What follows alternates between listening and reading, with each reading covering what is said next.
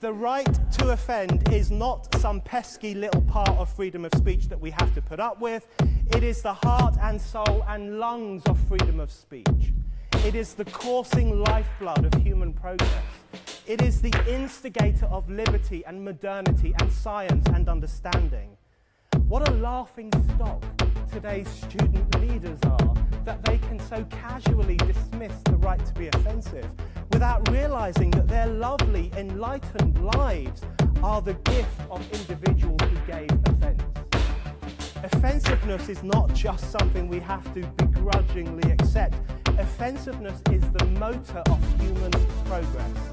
Now broadcasting from the Right to Offend Media Studios in sunny South Florida, bringing you the latest in politics, current events, art, and pop culture. This is the Whitfield Report Live with Sam Whitfield.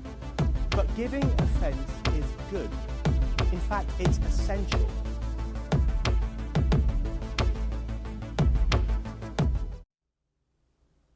And hello there, folks. Welcome to another episode of the Whitfield Report. I'm your host, Sam Whitfield, recording here at NGC Studios for the Monday edition of the show. It's been a while since we've had a Monday show, not since before the hurricanes in Florida. But anyway, I am back, and joining me for this episode is Jake Widmer, who is a fellow independent author. I know that's kind of a shocker, considering that every Monday we have authors on the show almost, with the exception of a few guests who aren't authors. But anyway, Jake's a pretty, he's written some pretty great pulp thrillers, and so I wanted to have him on just to kind of talk about his work and what he's doing in the, thriller space, along with, some of his influences and whatnot. And we've talked a lot in the Men's Adventure Fiction Discord, and really great community over there. So, Jake, welcome to the Whitfield Report. I hope you're doing well, man. How are you doing? Thanks for having me, man. Yeah, I'm doing great. I'm excited to get down and talk with you. A little bit nervous, my first podcast, but we'll roll with it. Well, we're not doing Joe Rogan numbers, so, that's, I don't think there's anything to be too worried about, but, who knows? This could be one of the ones that goes viral. So, yep. Anyway, though, so how'd you get started with, writing and just in general? What were kind of your influences, kind of motivating you to get into this genre? So I was always writing small short stories all throughout, like, middle school and high school, but I didn't really start getting down into it until me and my friends joined our video production program, and we started writing our own short films outside of what the class wanted us to do. So I did do some screenplays, but those are horrible. I know there's a format to them, and they do not follow any of the formats.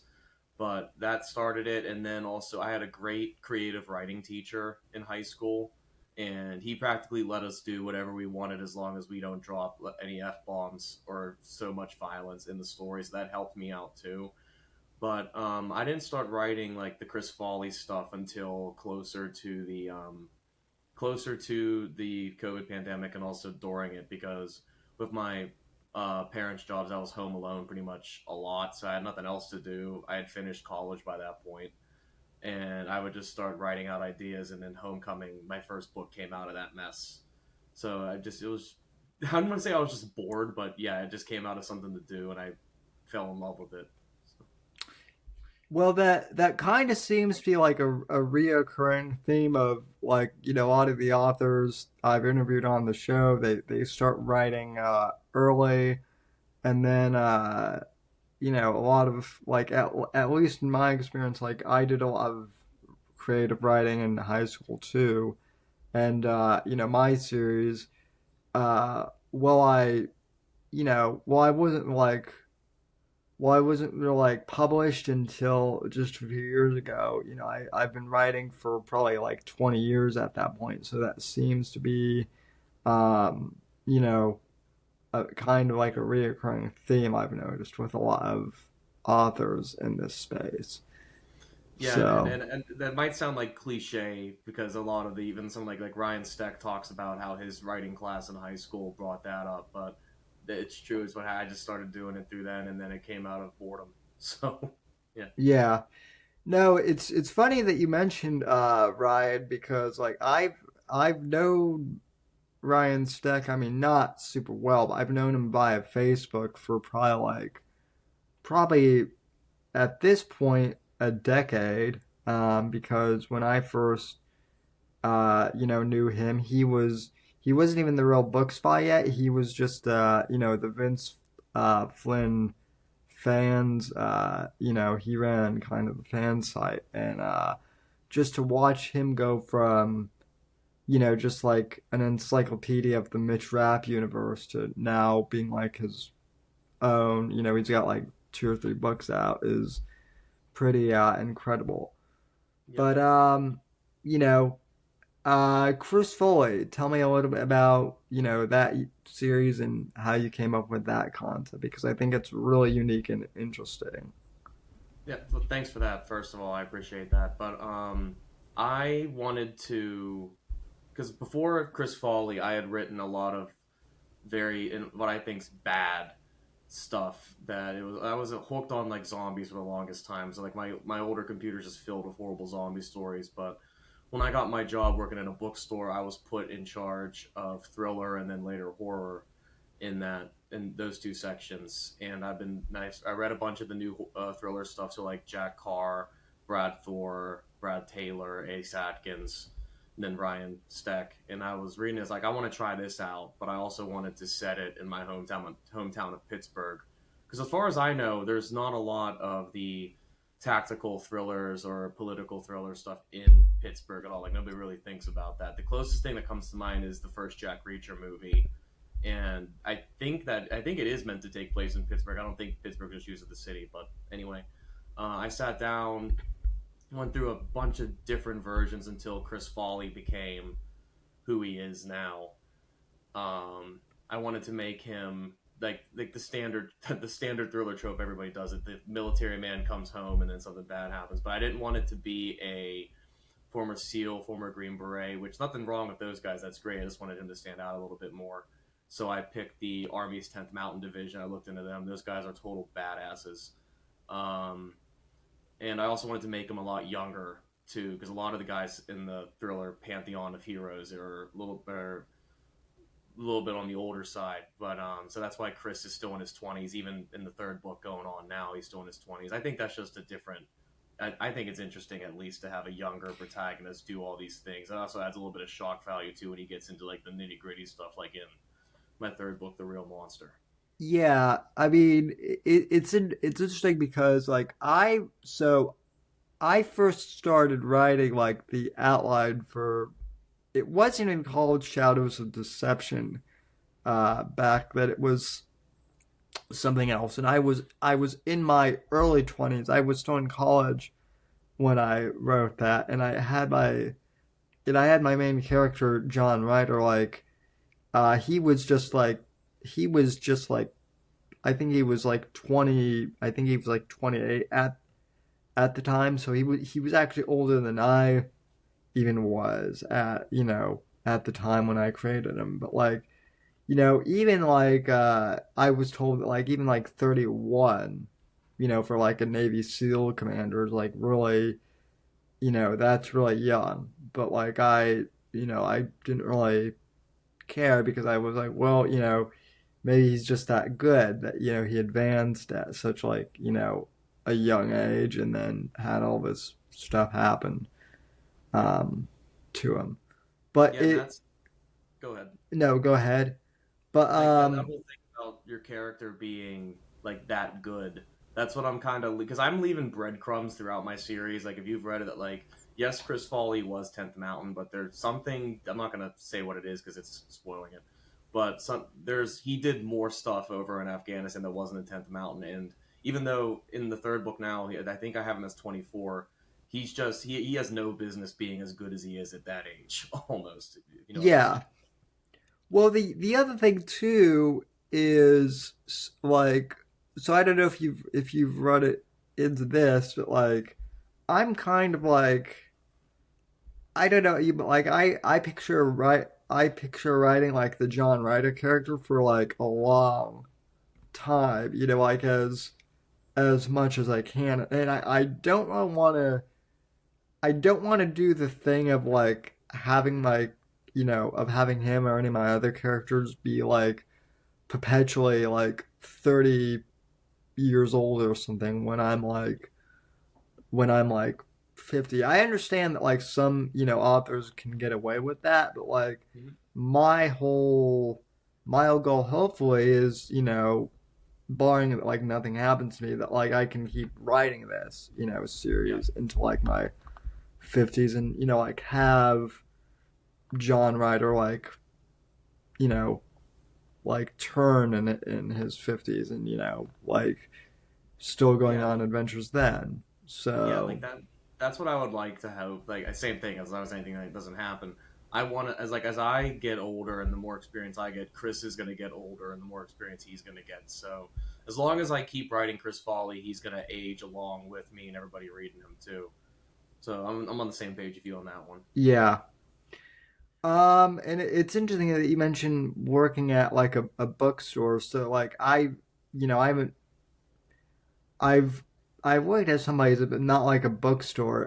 So like it's interesting that you mentioned like you're in charge of like the thriller you know section and whatnot. So do you think that's like one of your like that's why you write in the genre that you do, just because you're around it a lot of the time, or um did Yeah, you I always would. gravitate towards that genre? I've always kind of moved towards thriller and horror because they're fun genres to read.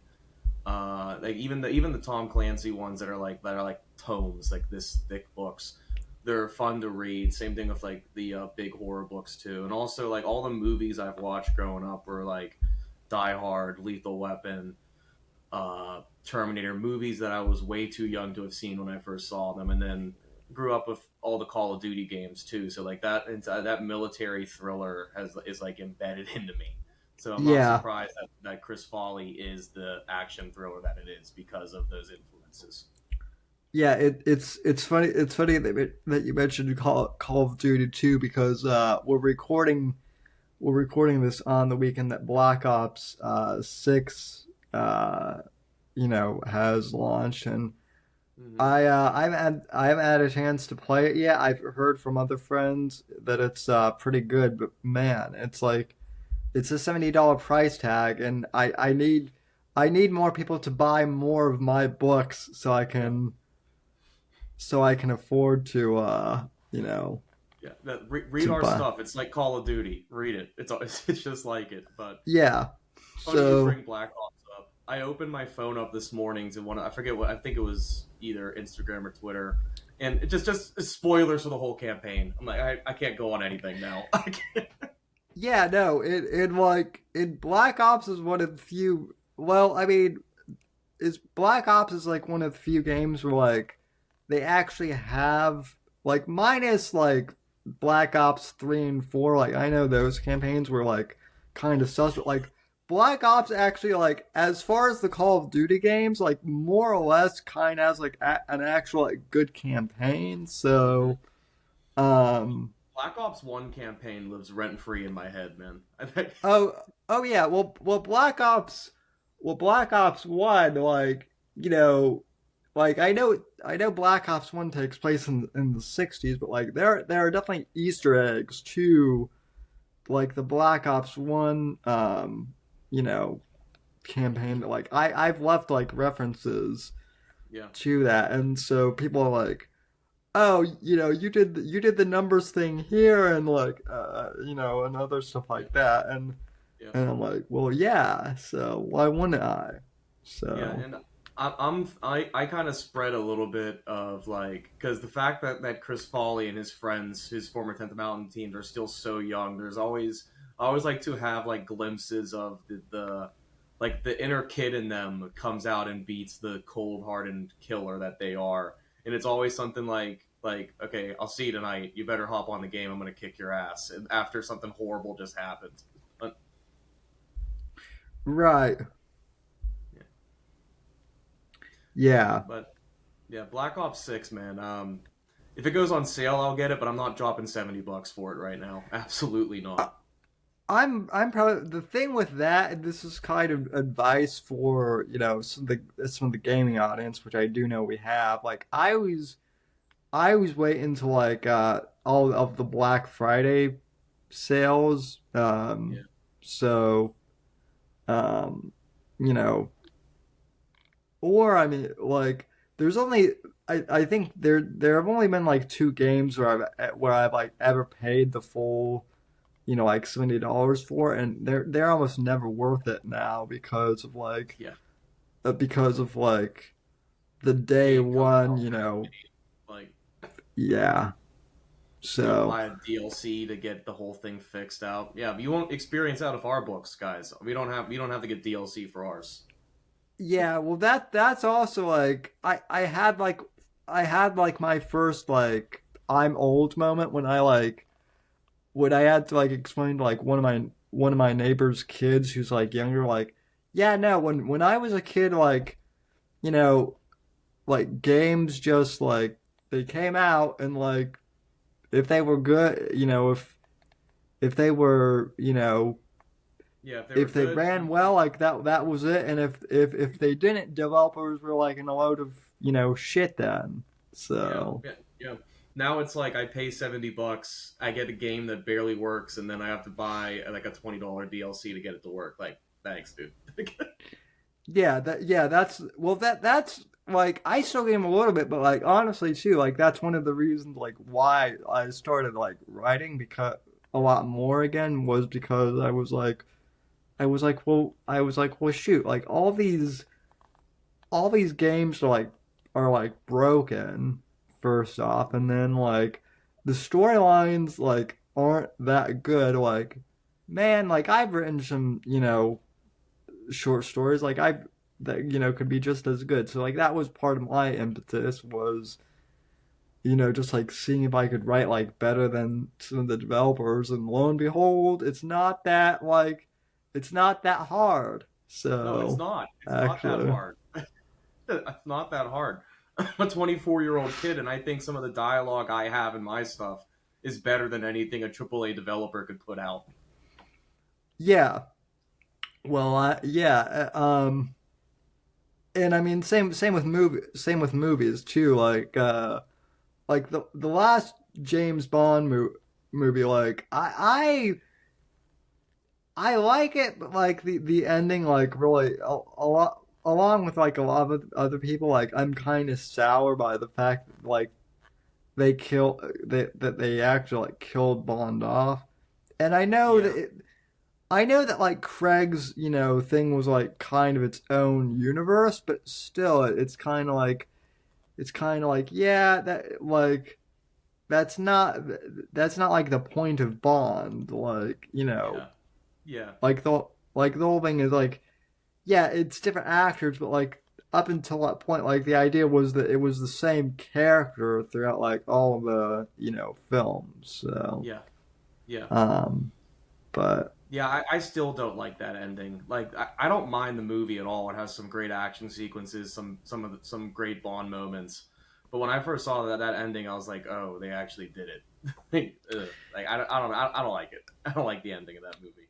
yeah, that was one of the reasons why the original director like stepped down. Like I guess they were gonna have like a different director, and he said nope. And that was like the big rumor was that they were gonna kill off Bond. And at first I was like, nah. I'm like, nah, this is just a publicity stunt. They're not gonna do it. And it's like, oh wow,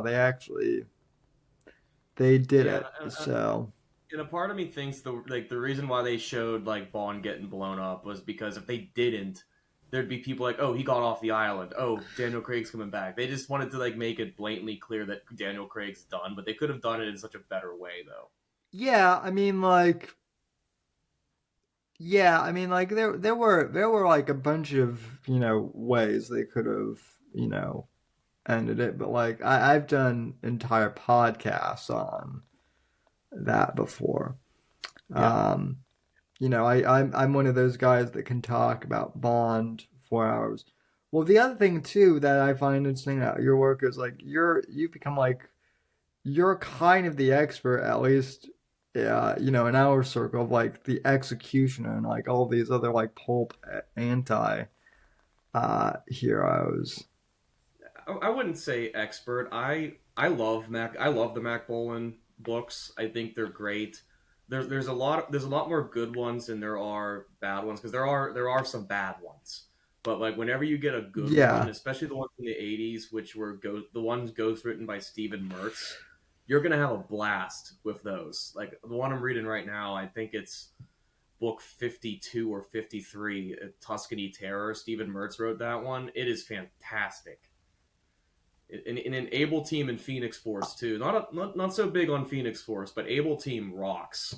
It's like that. It's stuff like that that made me want to get into writing, just because it's fun. There's a story. It doesn't get too deep into everything. You know what I mean? yeah.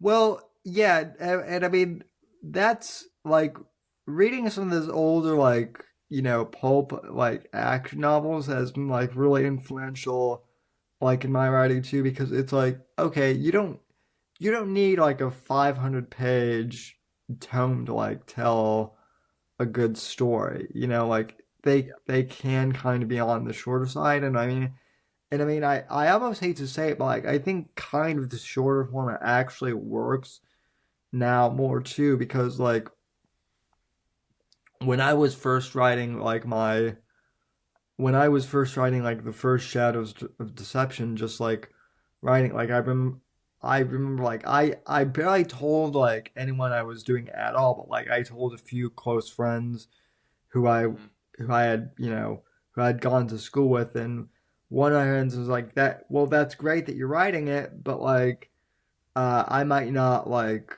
I'll buy a copy to support you, but I might not actually read it. And I'm like, well, what do you mean? And he's like, well, like, I have a full-time job, and if it's, Yeah. if it's 500 pages, like, I just won't have time to, you know, read it. And I'm like, well, what if it was like around 250 pages? And he's like, oh, well, well, then yeah, if I could finish it in like a weekend,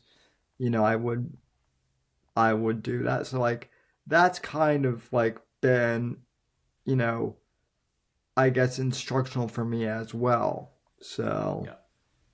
Yeah, I totally I feel that too. Like I've told like my friends when I was first getting ready to publish Homecoming, they were like, "Oh, that's great, but I'll buy it." But it's the same thing you said. And then when I told them how, because I don't think my stuff's long. I think the longest one that I have is my third one, and that's almost like I think it's either like 290 or almost three. But I feel like that one needed to be longer. But when I told them like how big Homecoming was and how big Killing Evil was, they were just like, "Oh, yeah, it's not a Game of Thrones book." yeah, well, yeah, it's funny. Well, and it's funny that you mentioned Game of Thrones, because like I tried to like read.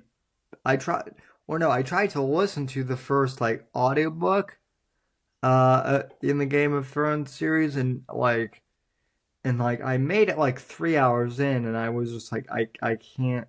And that's like a 40. That's like a the audiobook is like 42 hours or something. It's like Yeah. it's Yeah, I insane. cheated. I cheated. I read the graphic novel adaptations of the books. Well, I mean, hey, you've read more than I did of. It was just the first one because like it took it, they're like it's like every 2 years they release. And like, well, I'm not waiting for that. But they were pretty good. Yeah, I mean, I imagine though, like even for graphic novels, they're still like pretty long though. Yeah, If yeah, yeah, if they're adapting like the book, yeah. So The I artwork mean, I like though. It's pretty good. It's George R. R. Martin's vision, so like some of the stuff looks different. The throne is like the book accurate throne where it's like touching the ceiling. It's pretty cool. yeah, yeah. So I yeah, I mean I did I actually like I actually read the boys graphic novel too that like the show is based on, and like Hmm. and people think that the show is like gory and gratuitous, and I'm like nope, not at all. If Oh, anything, if anything, the show is toned down yeah. compared to like what's in the book. Yeah, the So books are like you can't open those up without seeing something horrible happening to somebody one way or another. yeah, or just like some like weirdly like explicit like sex Yeah, scene yeah, or something. yeah, I So, get you. but but yeah. So I mean, as far as like what, so are you mainly just working on like the Chris Foley books right now, or are there any other projects like in the works, or There's a um couple ones that I'm thinking about doing, but those are like an early, I would say, pre-production. What I'm working on right now, and I've talked about it in the Men's Adventure Discord, is something called the Folly Files. I don't know if that's what I'm going to call it. It's just a working title. But it's going to be a collection of short stories set in the Chris Foley universe. Some of them take place right after the real monster. Other ones are in between the books, and other ones are prequel short stories to it. I'm really, really excited about it. Some of my friends that have heard some of the stories I have done, they've loved it. Some of them are in the Men's Adventure Discord. They're the long ass ones for the submissions because I didn't follow the page count. But um, yeah, yeah, I'm as you say, laughs and novella. I'm having a blast with it.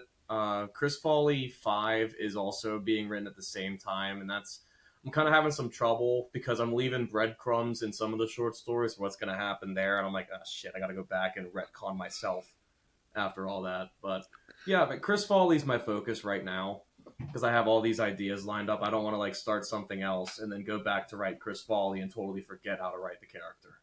yeah, yeah. That happens a lot too. I have like I have like three works in progress in like the Shadows of Deception saga, and then I just really well I haven't released it yet. Although by the time some people hear this, it might be out. But like I've also got like the Blood Ties, Yes. short story series, which is my Mafia series, and that's like interesting because like those are characters that like I've kind of had like in the background for years. They're not like tied into the Shadows of Deception universe. It's its own thing, but like those are kind of the characters that I've used for like a lot of the short story prompts in the men's adventure fiction Discord. And Yeah. um, what's interesting about that is like my my short story uh series, like once I put them all together in a book, which I've done,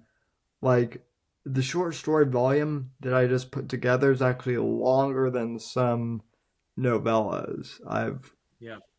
done just as far as page count, which I think is wild. So, but Yeah. One thing I am focusing on for the Folly Files is there's gonna be like some like I wouldn't say like main attraction to it, but there's gonna be some bigger ones in there.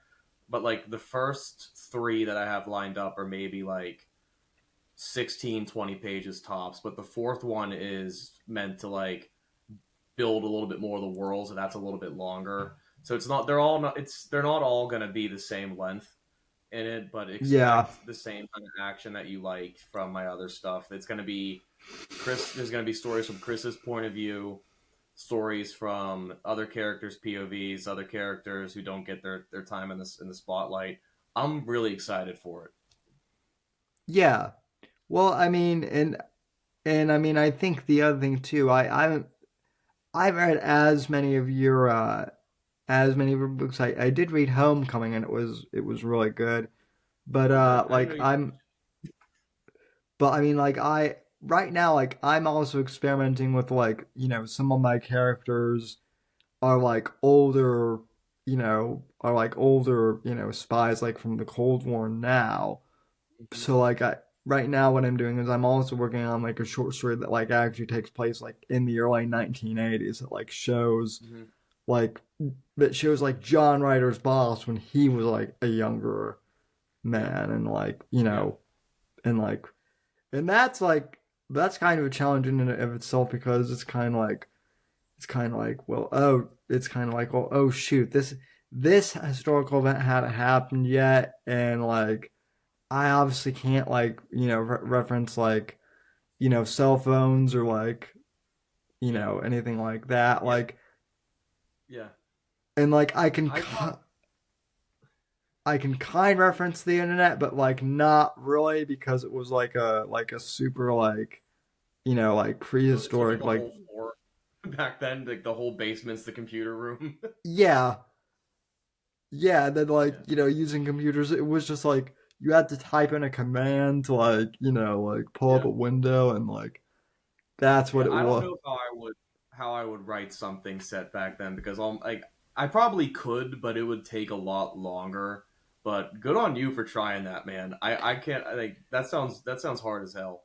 I mean it definitely has it definitely has its challenges. Like I've actually reached out to like some other authors kind of like in our extended circle who one of whom is I don't know if you know who Steve Stratton is, but like he's a thrill Yeah, yeah, author, yeah. and he was actually in the Secret Service when Reagan was president. So like I've like You asked him a few you hit times gold like on that one. yeah. Well, and he Yeah. was great because he offered too like when I had him on the show earlier this year. I'm like, once we got off air, I'm like, hey, like I'm thinking of writing like a Cold War thriller. He's like, let me know if you need anything. He's like, I can't answer any. He's like, I can't answer any questions like Nixon, but I'm definitely good for like Reagan. So, Yeah. Nice. which it was. Can I go off topic really quick? Oh yeah, yeah, certainly. You bring So that up about how Steve Strand was just willing to help you out right away. That's something that I love about not just the Discord, but like the author community in general. Like before I got into it, I thought like nobody was gonna help me out. But there's so many great people in this community, like LS Goodsich. Without his support, Homecoming wouldn't have been a thing. He was the first one to reach out to me when I first posted on my Instagram, and his support got me going. Zach James, who he's helped me out a whole lot. oh So yeah, yeah, both of them did blurbs for Homecoming, Killing Evil, and then Luke did my third one. But like, if anybody's out there trying to get into this community, like, don't be afraid to reach out. I've had no bad experiences at all reaching out to people at all. I don't know about it's you at least, but I've had no bad experiences.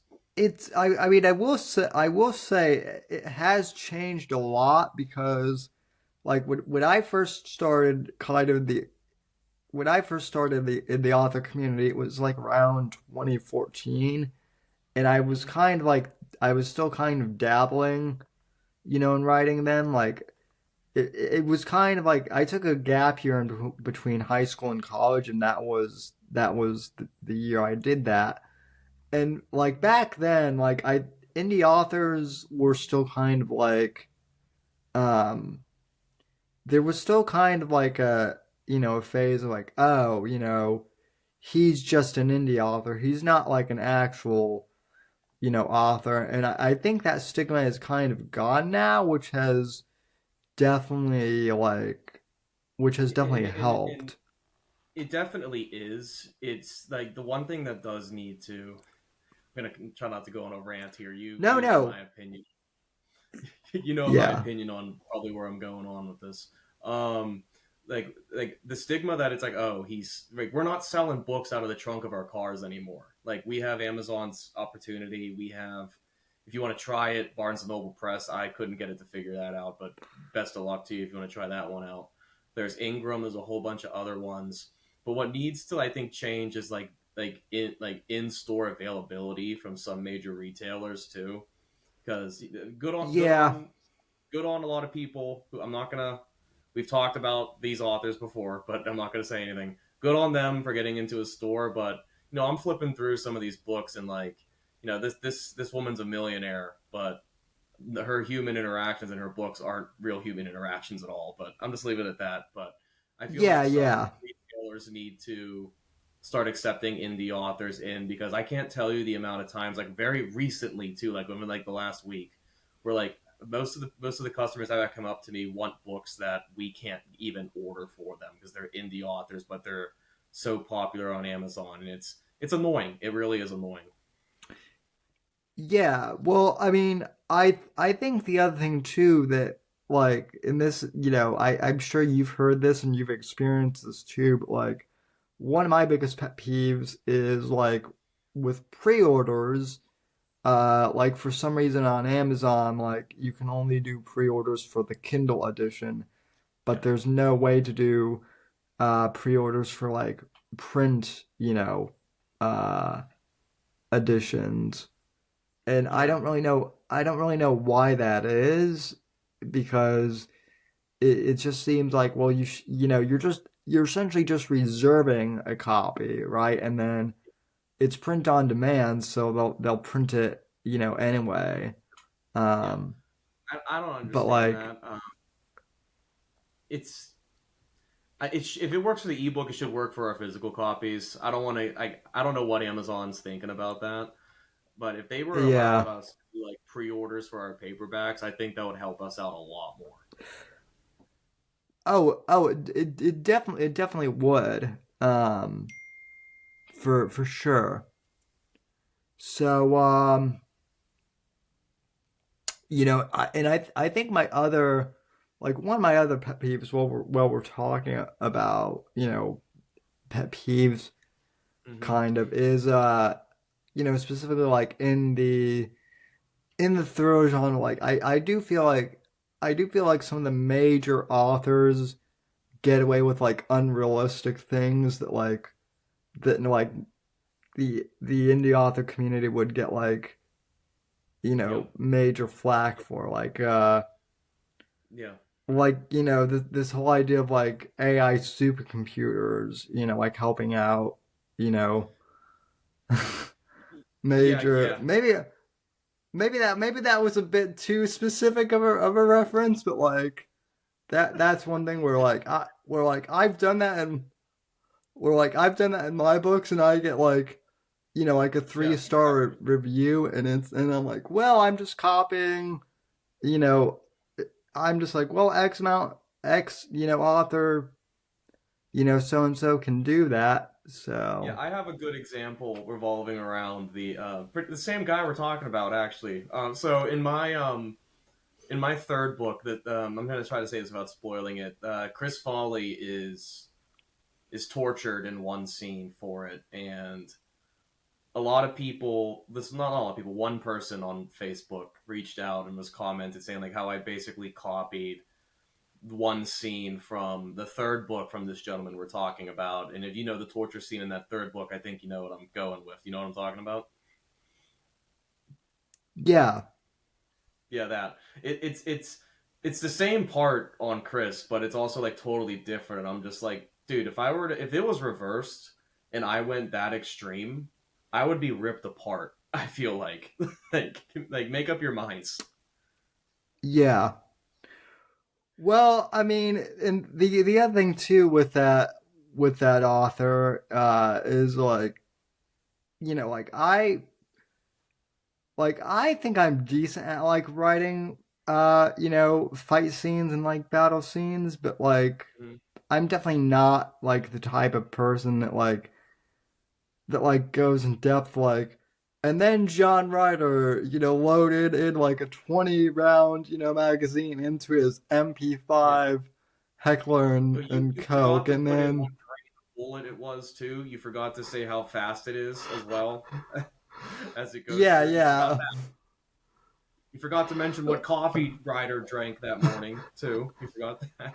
Uh, I oh just want to say yeah, something. well, If, if you know who we're talking about, I like his stuff, but the last two, I was not a fan. I'll just say it right Yeah, out. well, I mean, we could pretty much say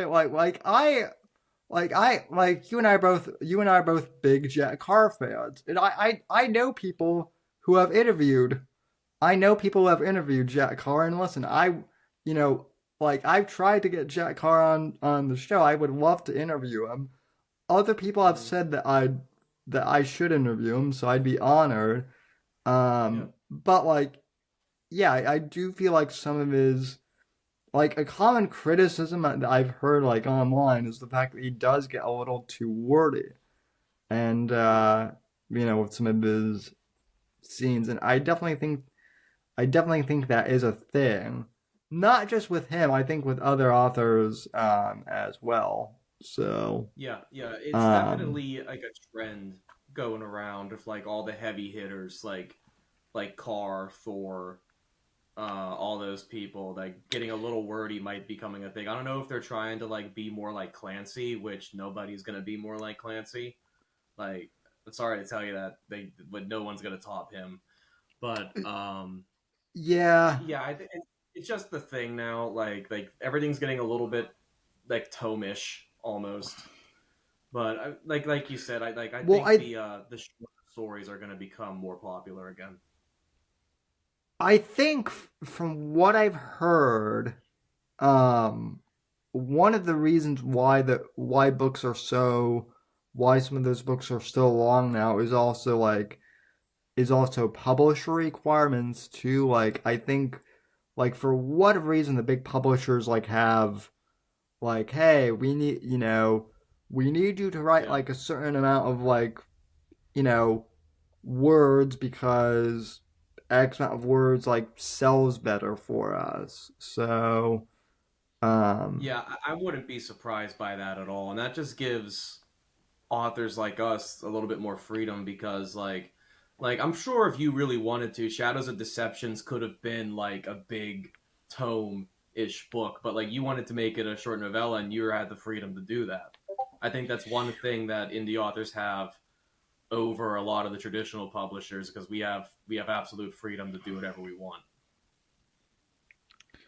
yeah, I mean, so it's interesting that you say that because one of the things I'm doing right now, and I mean, I've already announced on the show, so I'm not giving anything away, but right now I'm working on compiling the existing novellas into in basically one book Mhm. that I'll just I'll still sell the individual novellas for sale on paperback, but what I'm gonna do is because because people have been wanting a hardcover edition of some of the books, and I'm well, rather than doing a hardcover for each individual book, which could get expensive, what I'll probably what I'm gonna do is I'm just gonna compile the first three novellas into one hardcover book and just sell that as its own thing.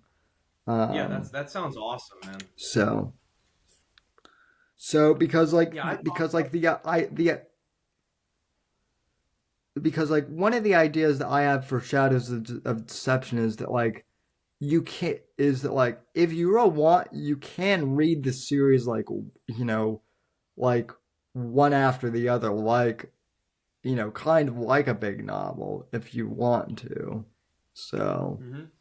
um, Yeah, I mean that's why I bought all three, like because I was gonna like trot them out. I haven't. I'll be honest. I'm sorry. I haven't started it yet. I'm actually gonna start that tomorrow because I'm gonna finish the Executioner I'm on tonight. That's next on my list. I'm excited to start it, but I'm sorry I haven't started it yet. that's fine. I actually so I've had Zach James on twice to promote Persona non grata. The first time I had him on the first time I had him on was just I hadn't read you know Mhm. he hadn't sent me a copy yet, but then the second time was launch week of Persona non grata, and I'm dude, I still haven't finished. I've started Persona non grata, but I haven't finished it yet. And that Mhm. book is that book is longer than I thought it would be, which isn't necessarily like a bad thing, but like No, it's not. I'm like, oh, I'm Whenever I like, got my arc in the mail, whenever I didn't even know Zach was sending it to me. I came home like, what the hell did he send me? Because I'm used to like the modern mercenaries being like standard trade size, and then occupant being the small mass market thing. And I open up I'm like, yeah, holy yeah, shit, yeah, Zach! yeah. Yeah, he sent me like Persona non Grata, and I'm like, holy cow, this thing is like the size of like a Bible or something like that. And Yeah, I can see why it took him 10 years to write to write, yeah, you know, yeah. But it was great. to write Like it. he knocked it So, out of the park. yeah. So there are one or two things that like I might change, but like they're more like they're not like they're more like just like personal preferences and not real like critique. So Yeah, I get it. Yeah, so um but anyway, um other than that, you mentioned also that like you used to like write screenplays. Is that something that you're still interested in the future a maybe, little bit. or Yeah. So a little bit, not so much as in like the writing the screenplays now. Me and those same guys are we're still like those are my boys. One of them is Mark. One of them is the inspiration for my character Skip, who's one of Chris's former teammates, and he earned that because Skip's a badass and Mark's a badass. But we're all still hanging out, planning stuff. We finished filming a short film like late last fall, I would say, or early. I forget when it was, but like that's almost done from what I've heard. I wrote it. I did the same thing I did in high school. I just wrote out what I assumed would be a screenplay, and then I sent it over to them. And these guys went to school for this. It's the big joke. Like, well, I went to film school, so send it to me. So, and they're reading like they liked it, but then they changed it enough to be usable for film stuff. And so I am getting the writer, one of the story creator creds on that. I'm also in the short film. I'm not going to say too much about it because I don't know what they want me to say or what they don't want me to say. But it's not so much screenplay anymore. I'm just there for the ride because I didn't go to school with these guys. I don't have any of my own camera equipment. I'm just happy to be there. yeah, well that's still pretty cool, though that you've, written something that like others are, using. Yeah, So, I'm excited, and um we are planning on doing book trailers for my Chris Foley books, and like the style of like not the book trailers out now where they're like 10 seconds long. We want to do it like almost like a major motion picture trailer for the books, and who knows what comes after that. Maybe Chris Foley might get a web series. Who knows? yeah, I mean, the possibilities are endless. So, Yeah, it's definitely an exciting time for indie, creators basically. I mean, just like even doing like audio, like I'm working right now on like also doing like an audio drama adaptation of like one of the Cold War like era Shadows of Deception nice. books, which I haven't even written that one yet, but like Yeah, there are just like so many different avenues of like things where we can go, and I really do think that like independent media is like really kind of starting to take back over, which is yeah. good. So, Yeah, and you're um, 100% right. It is a very exciting time, not just for like indie artists, but indie everybody now. I think everybody's yeah, finally not wanting to go the traditional route, spending all this money on something that might not ever come to light, where you can just we have the tools at our disposal to do it ourselves. That's why I went because when I was originally writing it, some of my family were like, "Oh, you need to contact this publisher." I'm like, "Yeah, but that I don't have the money for the agent. I don't have this. I don't have that. Let me just slam this thing through an editing software. Let me do it myself. Let me read it to some of my friends who I bribe them in beer and food to come over and listen to me read to the stuff. And if they like it, I like it, just put it out. It's like we don't have to go down that long, painful road of being told no, no, no. And you can just, if you know it's good, just put it out. Yeah, well, what's interesting is so my grandfather, who has since passed, he was in human resources for like a number of years, like going back to the 60s. Like he was in human resources for like Time Warner. So, he was like pretty high up. And he actually wrote like a couple of like business books like in the 80s that got like, some traction back then. So he was so like he's been through the traditional publishing route, and like he was always kind of like pushing me to write when I was a kid, and like really kind of like encouraging me to like go down the avenue. But once like Amazon, like I think at the time it was like Create Space was like a thing. He was like Sam, just do this. Like it's like he's like if I had just had this when I was in the business world, rather than like having to go through like agents and all that headache, like Mm-hmm. it would have been like a lot easier. So, Yeah, one um, thing I wish was easier was like I know you have told me multiple times that like Twitter is good to market stuff. We just talking earlier before we started recording Facebook. I wish stuff like Instagram's algorithm allowed us to publish our stuff more. I mean, you had a whole video about what Zach's going through right now, which it's bullshit. But I wish Instagram allowed us a little bit easier to like get our stuff out there to the right people though. oh yeah, well that's like, well, the whole thing with that too is it's not just like it's not just with Zach, but like Instagram is weird, is just like weird because like they'll censor like they censored one of my like one of my posts on like the hurricane aftermath like in Florida, and they censored Yeah, it you pulled it because out. I'm just like, are you kidding me?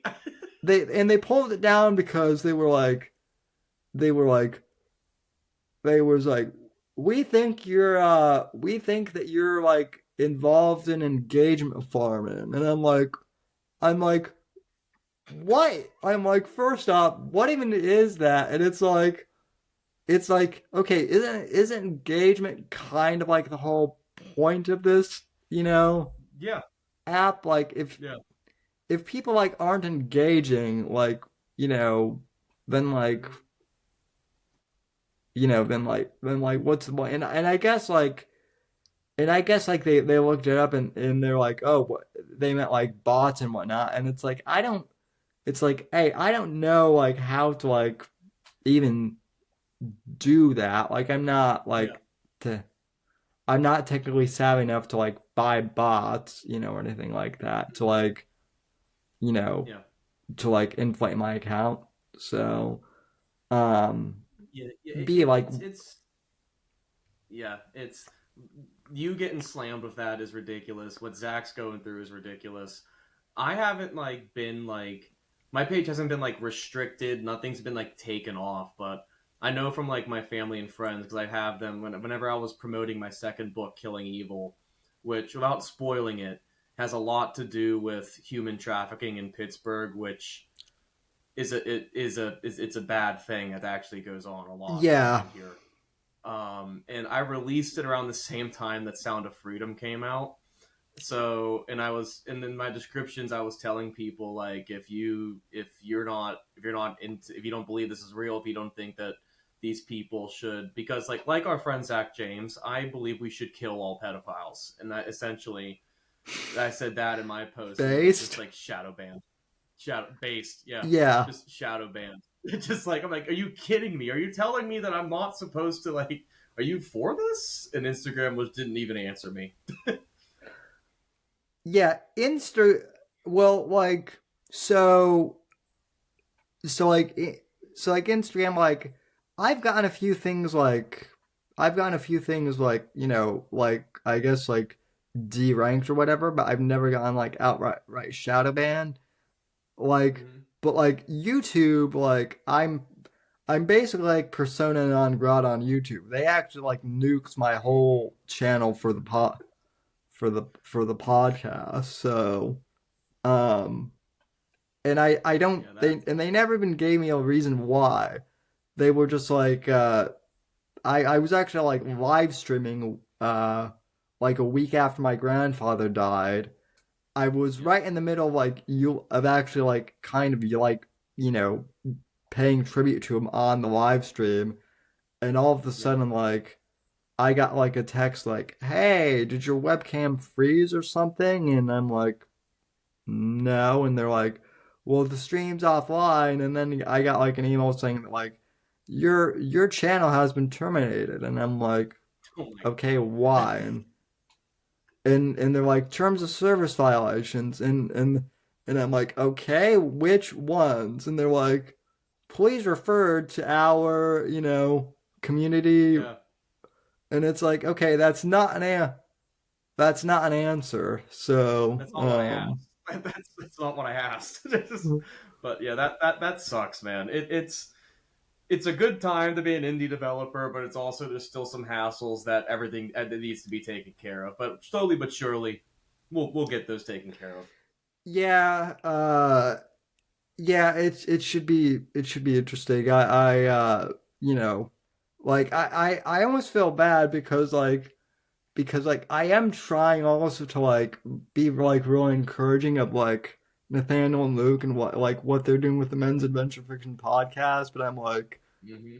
I also have like warned them like also like okay, eventually you guys are gonna hit like a wall on YouTube and um and you're kind of gonna get stuck there.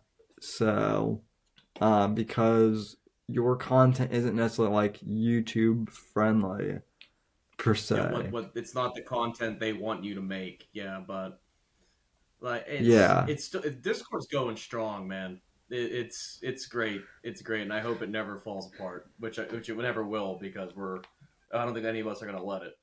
I think also like our Discord is like small enough too where like if there's anyone who like comes in that like isn't like Yeah, that doesn't really pass like the one way smell or test. another is causing problems. Just yeah, you get out. Yeah. So that's always that's always good. So but Yeah. anyway like so where can people find your books and whatnot? So it's all on Amazon under Jake Widmer. I am not the Jake Widmer who did the Mexican coloring book, and I am not the Jake Widmer who did How to Be a Better Husband Through Jesus. That's been mistaken somehow. I don't know how. I don't know how it's been mistaken before. I tell them, oh, it's an action thriller in Pittsburgh, and they bring me the Mexican coloring book. I'm like, that's not what I whatever. But it's all yeah, I know. It's all on there. You can read the series in any order that you want. I know somebody who's just reading The Real Monster and they're understanding it, but get them all if you want. Help me out. Buy Sam's books too while you're at it. Appreciate it. But yeah, no problem, man. You're no problem, man. You're awesome. But yeah, it's all through Amazon. I do most of my updates through Instagram, which even though we were just talking smack on it, but it's at Jake Widmer author. I'm trying to be more productive on that, so just bear with me on that. But yeah, that's really all where I'm at right now. I tried to get into Barnes and Noble, it didn't work out, so I'm just sticking with Amazon.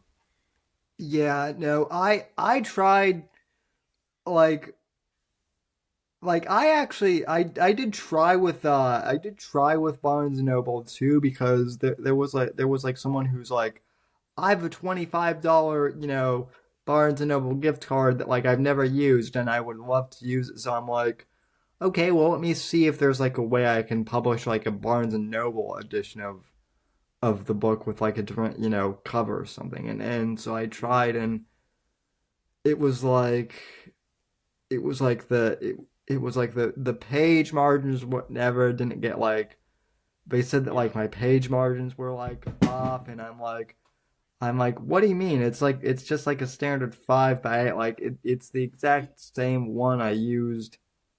Yeah, it's weird. Yeah, So I recently tried again with Barnes and Noble Press. Keep in mind, like Homecoming's already been out for almost 2 years now, and I put everything in. I had the markings in BN Press set up to how my Amazon ones were, so it would match my files and everything. You know what it is. And I plug it in. They just listed all these problems, right? And I'm looking at these problems. I'm like, well, I can't fix that. I don't know what you want me to do. So I'm just sticking with KDP. That's the way to go for me. yeah, yeah, and then someone was like upset because because I like pre-published like Blood Ties, and it's like they were upset because like the hardcover is matte instead of like having a dust jacket, and it's like, well, and it's like, well, that's Amazon that like is in charge of that. Like it, No. like yeah, having a dust jacket would be cool, but Yeah. like that's not like, you know, Yeah, that's not like we don't, top priority. we don't have a say in that. We don't have a say in that at all. I think to my knowledge at least, the only I think you can get them if you go through Ingram, but I'm not 100% sure on that.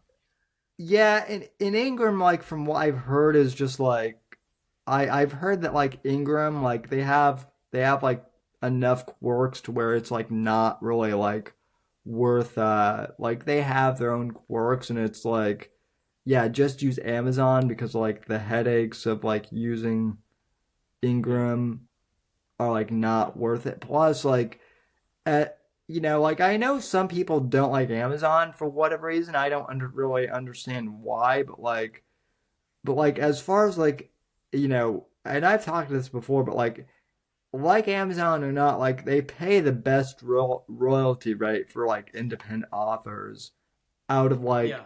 out of all of the distributors that um I've looked at. So Yeah, like exactly. I 100% agree with that. But like some people like this, I'm not gonna drop names, but this one guy reached out to me. He was like, "I'm curious, but like, how much do you get back from Amazon?" So I told him, and he was just like, "Whoa, that's ridiculous." I'm like, dude, it's in my opinion, one, it's better than nothing, and two, what you just said. Out of all the other options, they're giving us the most money from it. So like, look yeah, at your well, other and then options too. If you understand what I'm saying.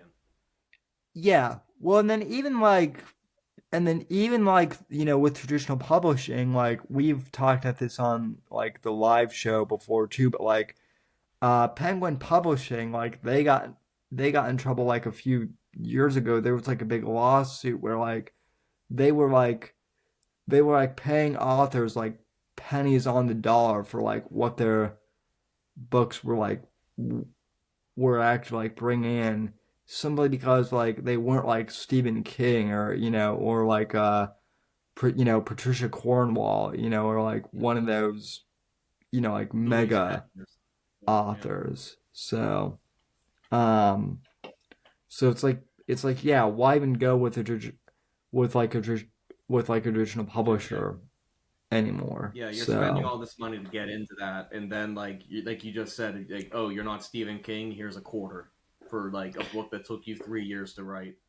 yeah, and like they won't even help you with like with PR either. So No, that's on um you. Like all you see all these authors go into like BoucherCon, Thriller Fest, having these press cons to go into book signings. I'm pretty sure most of them set that up on their own because I wouldn't be. Something tells me that oh, like Penguin, whatever her name is, I don't know her Emily name, but I doubt they're Bestler. setting that. Yeah, I don't know if they're setting that up or not.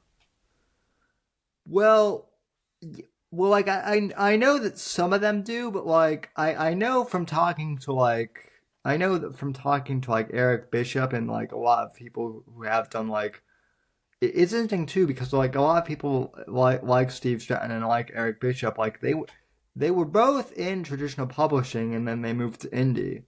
And one thing that Hmm. they both told me is that is that it's not like it was in in like the 90s where the publishing houses would like do PR.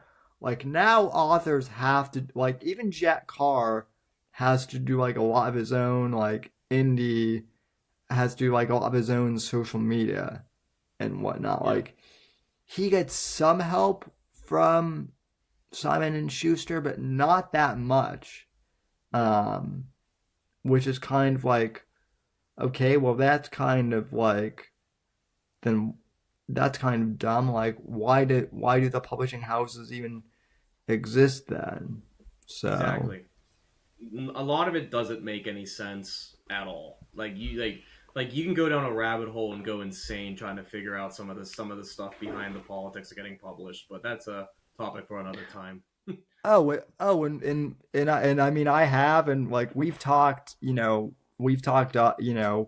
off air about that stuff. Mm-hmm. So, what's funny to me too is, like, you mentioned, like, Luke Goddard, like, and someone like mentioned, like, did you find Luke because of like one of his Instagram ads? And I'm like, no, I found Luke because he liked one of like my pulp art, like, AI drawings on Instagram, like, back in February, and like we just started talking, and like I don't know why that specific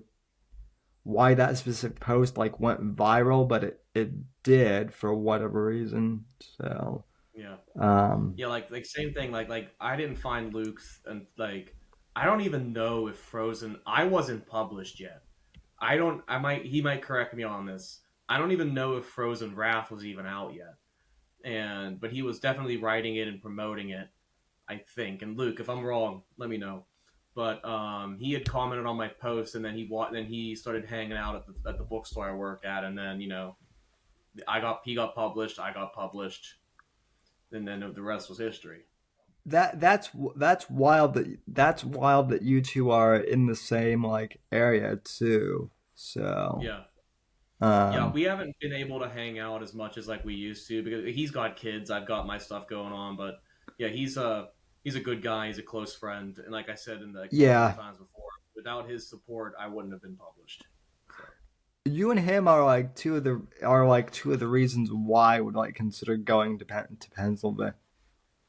Pennsylvania. So nice, man. Nathaniel's here too, so.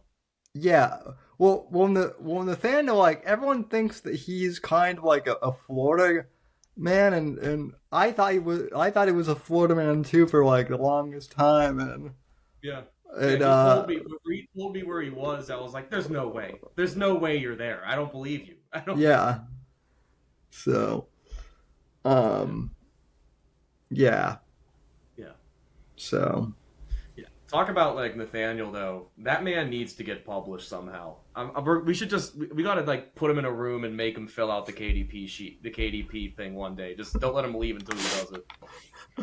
Yeah, no. We just need to like. We just need to like be like, okay, well, like, we're gonna take care of your wife and daughter for the day. Like, they're gonna be fine. They're gonna be fine. You just need to like. You just need to like like fill out this KDP form. So yeah, we already have the cover. It's already. Don't worry about it. Just hit this enter right here. Join the club. Yeah. Well, like, that's the other thing is like they're like some people in the Discord who are like really good writers who I think should be published, but they're not, quite yet. So like the writers section and the prompts. Like, I have a blast looking through those, and that sometimes like I don't even like the first time like I've read, I forget, I'm drawing a blank. It's not Sam. It wasn't Nathaniel. It wasn't Grayson. I forget his name. But I had a blast reading it, and I'm like, he hasn't even considered publishing yet. Get this man going on that. I feel bad because like I actually did interview Grayson, but like for whatever reason the recording kind of got like botched, so I wasn't able. So we're gonna have to like re-record it. But like, yeah, his knowledge of like Sword and Stone like fiction is like really in depth. Like that that's like a genre that like I like really kind of like underestimated. I was kind of like okay, like it's fantasy. It's probably like Game of Thrones. Like I'm sure he's good at it, but like it's not real like it's not real like my genre. So, Hmm. but like reading some of his stuff, it's like really good. So Yeah. Yeah, like I'm not a huge fantasy guy. The only like fantasy stuff that I read was like the Percy Jackson books growing up, Joe Abercrombie's, I think the Third Law, I think it was. But like because of the stuff Grayson's been putting into the chat in the Discord, I'm like I have a craving to start reading it again. So thanks, Grayson. You've making me spend yeah. more money on books I don't need. Well, no, that's kind of the same thing with like when I first connected with Luke. Like I published like some pulp art of like one of my character who is kind of like a vigilante gunslinger character in the Shadows of Deception, and he's kind of like a side character for he's kind of like a side character in like the main Shadows of Deception book, and I think it was like Luke or someone else who we've since connected with in the Discord is kind of like, okay, so when is this guy's book coming out? And I was like, uh, I wasn't really planning on like writing a book for this character, but I guess I am now. So Yeah. so Yeah, that's like kind of what I was. That's one of the reasons why I wanted to do the Folly Files. And you said you read Homecoming, right? yeah Okay, so one of my close friends, one of her favorite characters is Kyle Grant. Like, yeah forget Chris, she loves Kyle, and I know Kyle doesn't get a lot of spotlight in Homecoming, but like in Killing Evil is when he really starts going to work. So one of the short stories in the Folly Files is going to be strictly about Kyle because of people like there was one person demanding. I'm like, fine, and that's one of the favorite things I wrote. It's a fun one. It's definitely not as like dark and gritty as the rest of the Chris Foley ones, but it's a good ease into the other ones that you're going to be getting into. yeah So I'm excited for that one. I like Luke and Nathaniel are kind of like the same way. Like they like John Ryder, but they really like they really like my character who I call like the vigilante. He's just called like Mm-hmm. the vigilante. Yeah. And like there's like one part in the Dogs of War where like the vigilante just beheads like this like cartel leader, and Nathaniel who's like one of the most like wholesome guys, like, dude, that beheading scene is like one of my favorite parts, and I'm like, huh. Yeah. I'm like that's okay, that's interesting. Yeah, and the So same thing. Like I sent him some like early stuff for Chris Foley 5, like the opening action sequence, and I was thinking, okay, this is gonna be because I hadn't joined the Discord fully yet, and Nathaniel and I just started talking, and I was like, this is gonna see. I'm treading water here. Dip my toes in this, and like there was a pretty nasty part, and he was like, dude, that was awesome, and I'm like, okay, he's cool. yeah, no. What's even fun? What's kind of funny too is like I've actually like I think I don't know if it was like I don't think it was like Nathaniel's wife, but it was like I think it was someone else's wife in the Discord like likes a lot of my work, and I'm like my work is like pretty violent this time. Yeah, yeah, So and it's like yeah. and he's like no, my wife loves that. So um Yeah, it's it's like whenever like my mom would say like, "Oh, so and so from my office really liked your second book," and she listed a specific, pretty nasty, violent part, and I'm just like, this woman is like the sweetest old lady I've ever met in my life, and she read my stuff. Are you kidding me? yeah. So Yeah, yeah. Sorry about the noise. My garage door is going off. I don't know if that changed. no, I can't hear it at all. It's fine. That's sick. So, That's sick. That's perfect. but anyway, well, I mean, man, we've been talking for about like an hour and 15 minutes. So I'm good Yeah. to keep gabbing. But if you have anything else, like, just, you know. Yeah, I'd appreciate any support anybody wants to get me. Like I said, I'm on Amazon, at Jake Widmer Author on Instagram. Go and support indie authors in general. There is good Yeah. stuff in traditional publishing, but there's some awesome stuff in the indie world too, like Sam's stuff, Luke's, like Ellis Goodis that we mentioned, Zach James, Eric Bishop, Steve Stratton. Go support those guys for a change. Are you the one who I think you like tagged me in a post about like the pulp revival? I think that was you, or maybe it was someone. I didn't make that image. It was either Grayson or somebody else Oh, that made that, and I asked if I could post it. yeah. Whoever made that image and like included all of us in there is like that. That's Yeah. awesome. Great. So It was a great picture. I love that. That's why I was like, I gotta really, post this. yeah. I really appreciate you for tagging me, and I really appreciate whoever like made that like graphic and like combined like all of our books together. Like, man, that was great. So, but I think it was anyway, great. well, I think it was.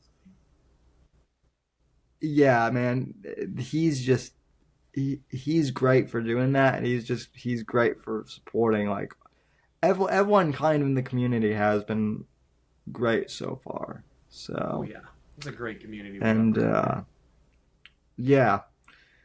So now if we can just get the socials to like behave for us all, that would be great. So Yeah, yeah. yeah. But anyway, well, Jake, I want to thank you for coming on, and folks, I want to thank you for tuning in, and be sure to tune in Wednesday night, 9 p.m. Eastern on Rumble for our live show. We're only a few days away from the election, and this one is going to be a nail biter. So, and depending on who wins, I may or may not be in like a CIA black site Likewise, somewhere. brother. I'll see you there. It's somewhere. So anyway, though, we'll talk to down the road, and until then, God bless, God save this great nation, and God, freedom, legacy, in that order. The right to offend is not some pesky little part of freedom of speech that we have to put up with. It is the heart and soul and lungs of freedom of speech. It is the coursing lifeblood of human progress. It is the instigator of liberty and modernity and science and understanding. What a laughing stock today's student leaders are, that they can so casually dismiss the right to be offensive without realizing that their lovely, enlightened lives are the gift of individuals who gave offense. Offensiveness is not just something we have to begrudgingly accept. Offensiveness is the motor of human progress. Thank you for watching the Whitfield Report live on the Right to Offend Media Network. Make sure to check out Sam's books on Amazon, Audible, and Kindle. You can follow Sam on X at SamW_NGC and the Right to Offend Media Network at RTO Media. Like, comment, subscribe, and share with your friends. And until next time, God bless, God save this great nation. God, freedom, legacy, in that order.